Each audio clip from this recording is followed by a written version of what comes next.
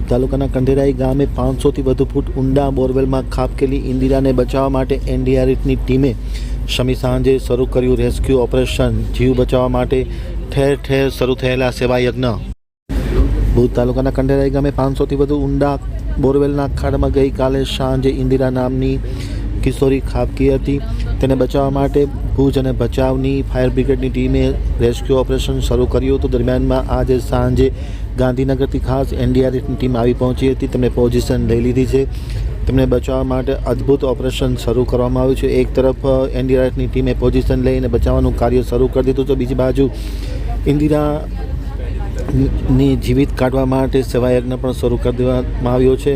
પરિવાર અને તેમના આજુબાજુના ગામના લોકો પણ ખાસ કરીને સેવાયજ્ઞ શરૂ કરી દીધો છે અને તેને બચાવવા માટે ઠેર ઠેર યજ્ઞ શરૂ કર્યો છે। એનડીઆરએફની ટીમે કાફલા સાથે વિધિવત રીતે પોઝિશન શરૂ કરી દીધી છે અને તેમને બચાવવા માટેના રેસ્ક્યુ ઓપરેશન શરૂ કરવામાં આવ્યા છે।